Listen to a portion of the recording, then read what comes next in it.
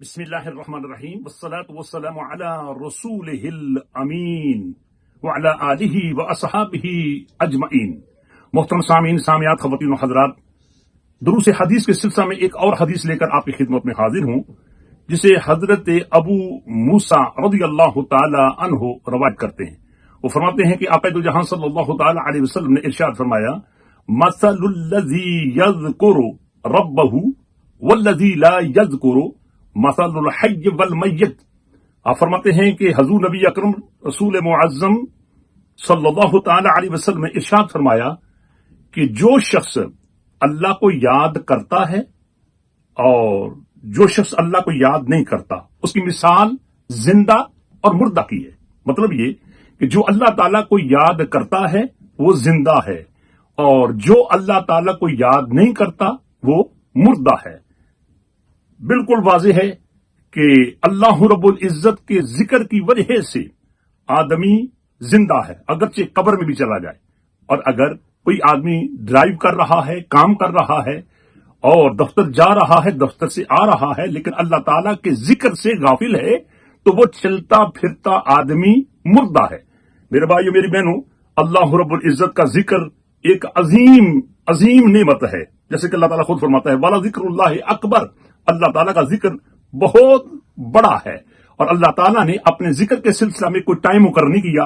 یہ نہیں فرمایا کہ فلاں وقت تم اللہ کا ذکر کرو، فلاں تم وقت ذکر نہ کرو، صبح کرو، شام کو نہ کرو، غربت میں کرو، امارت میں نہ کرو، کرونے کی وائرس جب آئی ہوئی ہو تو اس وقت رب کو یاد کرو، جب وہ وائرس دور ہو جائے تو اللہ تعالیٰ کو یاد نہ کرو۔ ایسی بات نہیں ہے، کیونکہ ذکر، اللہ تعالیٰ کی یاد میرے بھائیو ایک عظیم دولت ہے، کیونکہ ذکر ہم نے اس کا کرنا ہے جو حی بھی ہے اور لا یموت ہے، وہ حی و قیوم ہے۔ تو جب آپ حی و قیوم کا ذکر کریں گے تو اس کی برکات آپ کو نصیب ہوں گی۔ یہی وجہ ہے میرے بھائیو، آقا دو جہاں صلی اللہ تعالی علیہ وسلم نے اللہ تعالیٰ کے ذکر کے سلسلہ میں ہمیں حکم دیا کہ جب تم بیڈ پر جاؤ تو یہ دعا پڑھو، بیڈ سے اٹھو تو یہ دعا پڑھو، سفر پر جاؤ تو یہ دعا پڑھو، سفر سے واپس آؤ تو یہ دعا پڑھو۔ آقا دو جہاں صلی اللہ تعالی علیہ وسلم نے ہمیں بہت کچھ جناب عالی ذکر کے سلسلہ میں ٹیچ کیا ہے، بتایا ہے۔ ہمیں چاہیے کہ ان گائیڈنس کو جناب پریکٹیکلی طور پر ہم اپنائیں اور ان پر عمل کرنے کی کوشش کریں۔ اور میرے بھائیو، یہ بھی بات یاد رکھیے گا کہ ذکر کا معنی یاد ہوتا ہے، اور یاد ظاہر ہے نا کہ جب کسی چیز کو آپ دیکھیں گے تو آدمی یاد آتا ہے۔ مثال کے طور پر اگر کوئی آدمی مجھے کوئی گھڑی گفٹ دیتا ہے تو جب میں اس گھڑی کو دیکھوں گا تو گھڑی کے دینے والا آدمی یاد آئے گا۔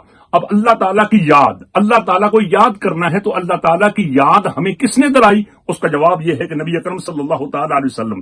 اس لیے نبی پاک علیہ السلام کے ناموں میں سے ایک نام سرکار کا یہ ہے سیدنا ذکر اللہ، سیدنا ذکر اللہ، کہ نبی پاک علیہ السلام اللہ تعالیٰ کی یاد ہیں۔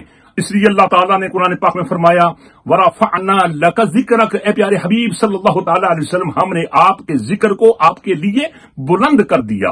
اور جبریل امین علیہ السلام نے آ کر اللہ تعالیٰ کا یہ فرمان سرکار کو سنایا تھا، کیا کہ اللہ تعالیٰ نے فرمایا اذا ذکرت ذکرت معی، اے پیارے حبیب علیہ السلام، جہاں میرا ذکر کیا جائے گا وہاں آپ کا ذکر کیا جائے گا۔ بلکہ ایک اور حدیث میں یہاں تک اللہ رب العزت نے فرمایا جعلتک، اے پیارے حبیب، میں نے آپ کے ذکر کو اپنا ذکر قرار دیا۔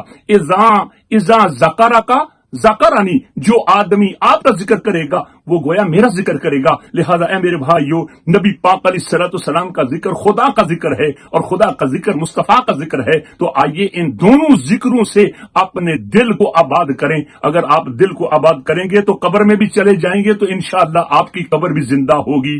حضرت داتا صاحب کی قبر کو دیکھیے، غوث پاک کی قبر کو دیکھیے، حضرت سلطان باؤ کی قبر کو دیکھیے، بزرگان دین کی قبروں کو دیکھیے، جنہوں نے اپنے دلوں پر محنت کی تو آج وہ قبر میں بھی چلے گئے ہیں، تب بھی وہ زندہ ہیں۔ لیکن آج ہم اگر اللہ اور اللہ کے رسول کا ذکر نہیں کریں گے تو ہم مردہ ہوں گے، اس کا کوئی پھر نقصان ہوگا، فائدہ نہیں ہوگا۔ آئیے فوائد و برکات حاصل کریں۔ اللہ تعالی ہمیں اپنی اور اپنے پیارے حبیب کی یاد کی توفیق عطا کرے۔ وما علینا الا البلاغ المبین۔